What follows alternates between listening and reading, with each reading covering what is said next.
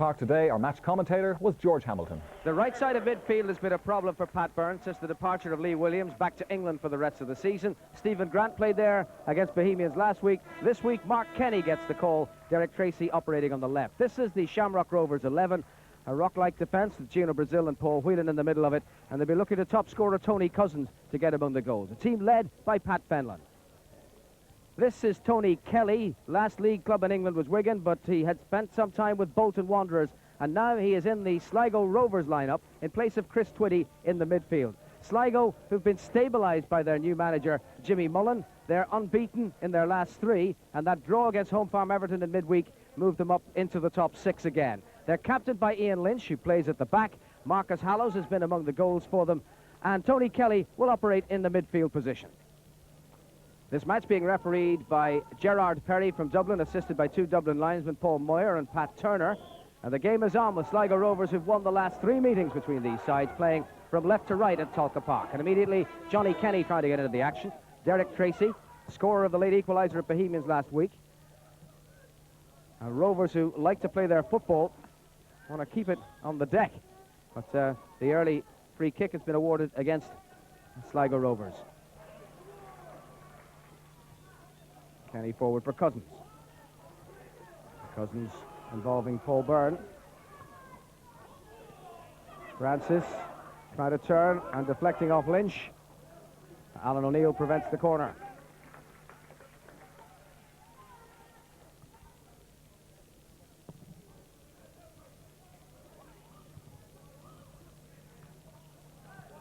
Kelly.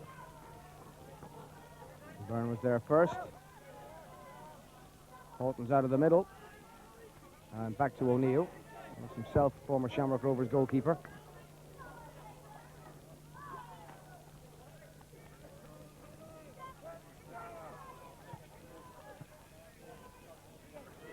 Pat Fenlon. That looked like a handball, and the referee says yes. Michael Love controlling it with his hand on the edge of the penalty area. Ball floated in, and he brought that down with his hand, yes. It's Fenlon, and it's there! And Pat Fenlon opens Shamrock Rovers' account in the 9th minute, scoring the first goal against Sligo Rovers in 1997.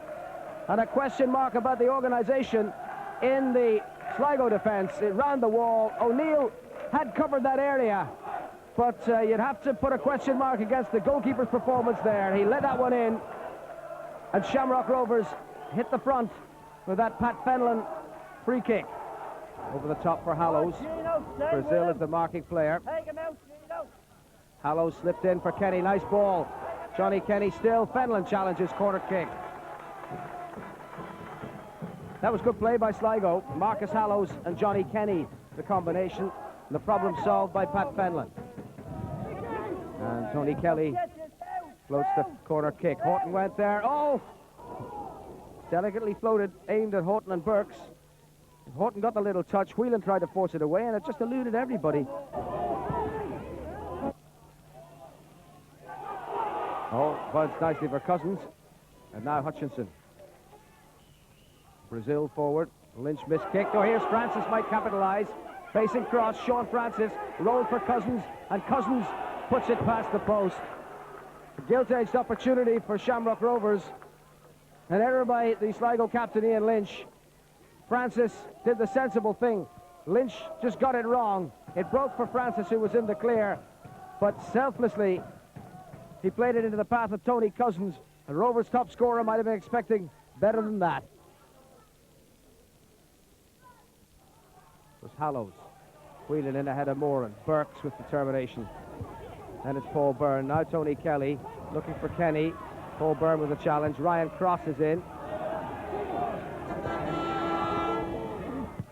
Johnny Kenny floated across. Marcus Hallows rises, but Robbie Horgan takes. Burks. Broken down for Burks again. Found his way to Kenny. Moran. Ball wheeling away once more.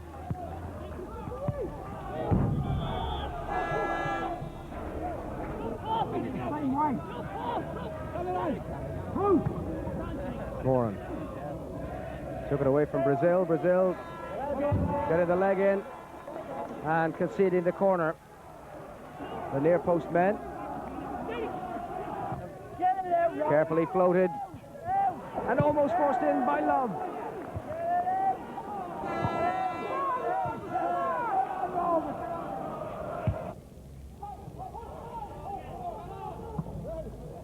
Ball played from deep by Hutchinson, and it's Moran against Horgan, and he's beaten him. Goal is unattended. Pádraig Moran. Gino Brazil to the rescue.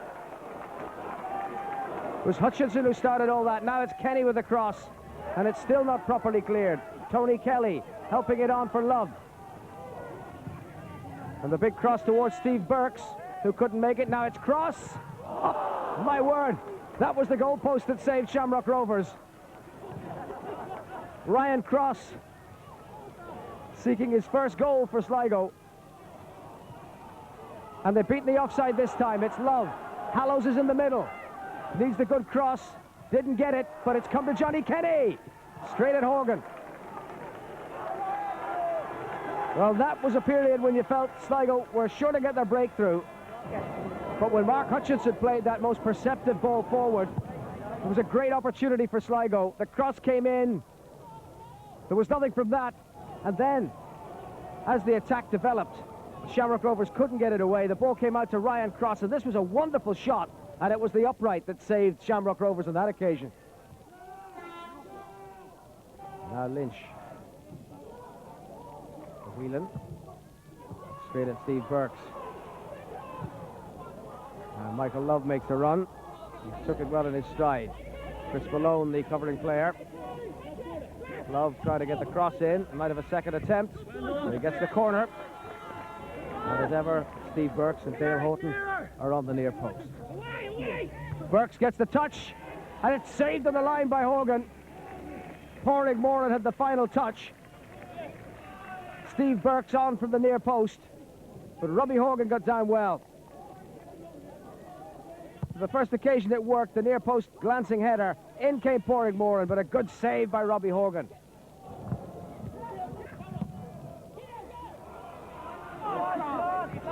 Dangerous ball dropping into that Sligo Rovers defence. Sean Francis again. Back from Mark Kenny. Malone with the cross. In goes Fenlon. And one of the smallest men in the park manages to get the header in and loops it over the bar of Alan O'Neill.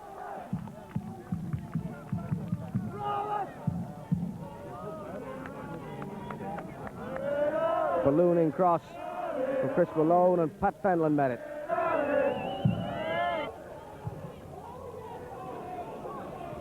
Game goes on, and Sligo without their left back.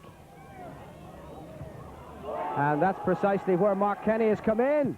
Off the post again. And here's Hutchinson. Nicely played for Chew. Kelly, Chew, and on for Hutchinson, who's continued his run. But back defending is Chris Malone. He's in some pain. That was a great effort by Mark Kenny. But you'd have to say Sligo weren't aware of what was going on, because they were without their left back, who at that point was replacing his boot.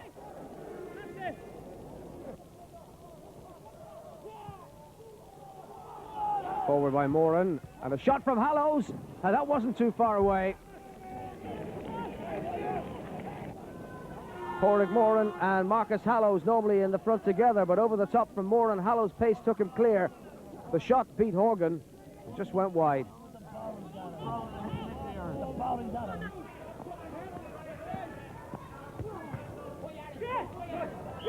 Kenny. And then it was Lynch and Chew, and the free kick to Sligo, taken by Hutchinson. Horgan's out of his goal, and Johnny Kenny hits the net, and Sligo are back on terms. Free kick taken by Hutchinson. Horgan came, Kenny went in bravely, got there ahead of the goalkeeper, got the equaliser. There it was, beautifully floated. Kenny only had eyes for the ball. He took a fearsome clatter from Robbie Horgan as he met it. Fenlon. Kenny. And Cousins in there. Nobody in a position to put it away. Ryan Cross tidying up. Johnny Kenny losing out to full burn. Then it's Cross once more. Brazil. Cross for the clearance. Throw into Shamrock Rovers into the final minute.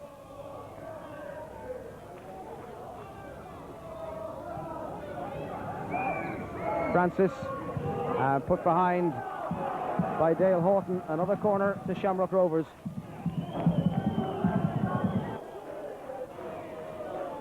And they didn't have too many corners in the first half. They've had 5 in the second, and they profit from this.